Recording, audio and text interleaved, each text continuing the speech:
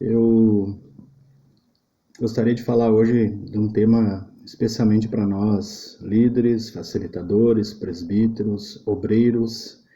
Nesse tempo em que está tão difícil a nossa comunhão, eu pessoalmente sou alguém que estou sentindo muita saudade. Eu estou com muita saudade de poder ir na nossa igreja, louvar a Deus todo mundo junto, orarmos todos juntos. Como para mim isso me faz uma falta tremenda, imensa, né?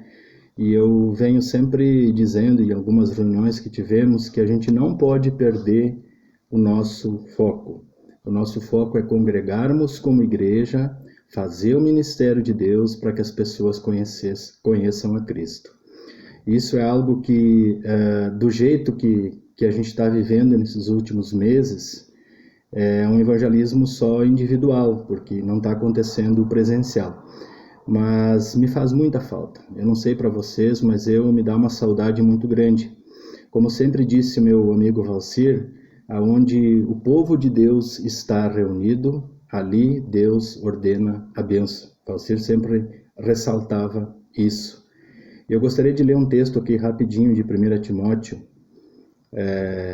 capítulo 1, falando de algo que eu acho que a gente tem que prestar muita atenção a partir de agora, de qual deve realmente ser a nossa maior preocupação como igreja. Evidentemente que temos a parte burocrática, a parte logística, a parte organizacional, temos que fazer, sim, mas a gente não pode perder o nosso foco, e esse foco não pode ser só de um ou dois, tem que ser de todos nós líderes, para que essa comunidade continue sendo uma igreja cristã.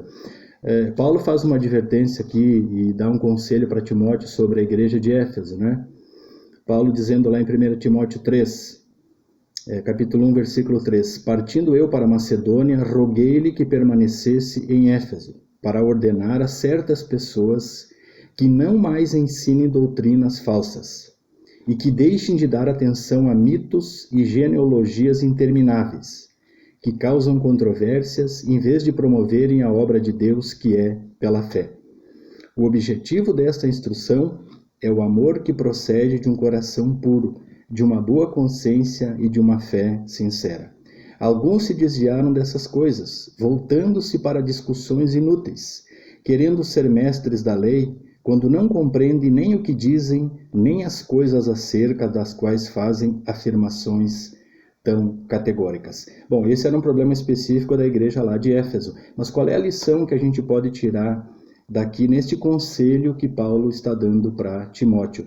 Quantas vezes nós perdemos o foco verdadeiro desta comunidade cristã chamada Aliança Bíblica por questões pessoais, por ego, por eu acho isso, eu acho aquilo, eu quero isso, eu quero aquilo daquele jeito, por coisas que eu simplesmente poderia ter deixado passar, por discussões que compramos que não necessitava. Quantas vezes um ou outro, eu, não sei quem, ficou emburrado por causa disso, tudo e aquilo, né? Quantas vezes se marcou uma ou duas ou três reuniões para se tratar de discussões que houve na primeira e na segunda.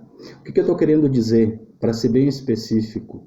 Este é o momento que tem que terminar com isso. O foco desta comunidade, além da nossa comunhão, é pregar a palavra de Deus.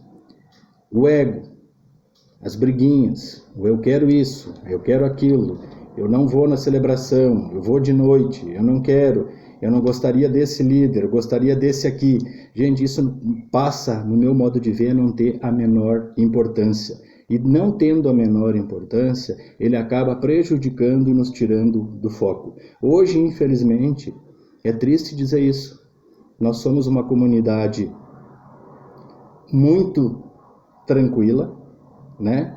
Para não dizer outra palavra. Tranquila do ponto de vista acomodado, essa é a palavra certa.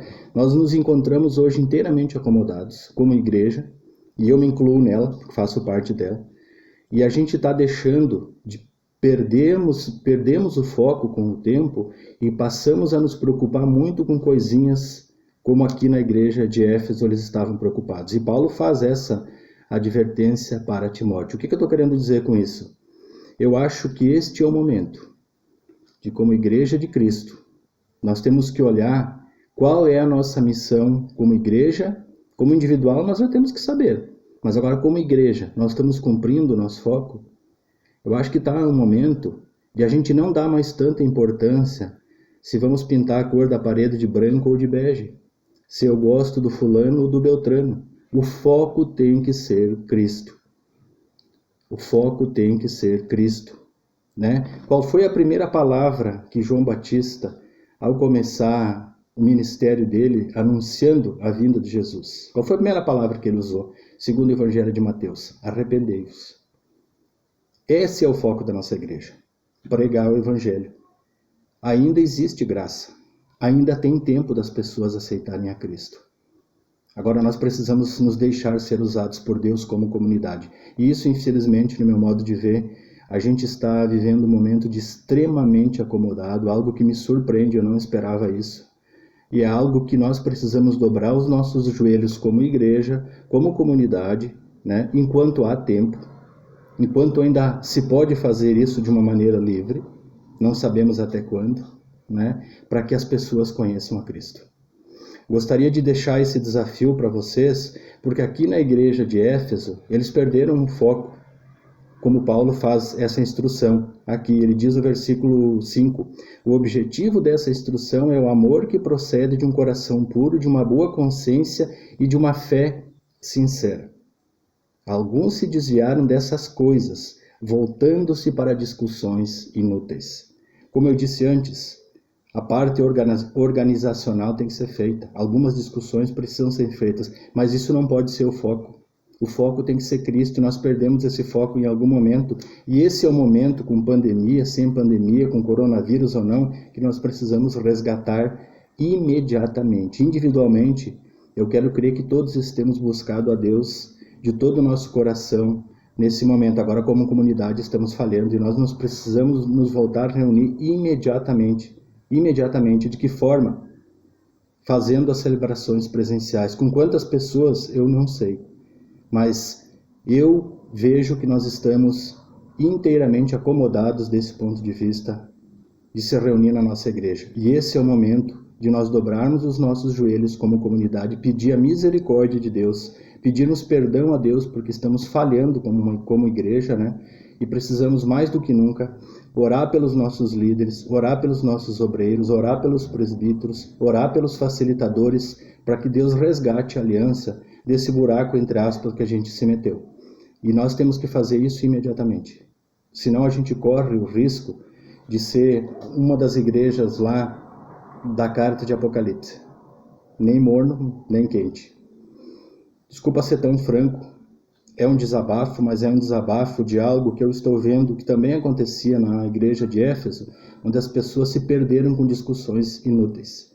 Nós não podemos cometer esse erro. Nós temos como restaurar a nossa igreja imediatamente. Isso só quem pode fazer no coração de cada um de nós é Deus. Mas nós precisamos abrir o nosso coração. Que Deus possa realmente trabalhar profundamente a nossa vida, o nosso coração, e vai continuar usando a nossa igreja, porque assim é do agrado de Deus. Que Deus abençoe a vida de todos vocês, em nome de Jesus. Amém.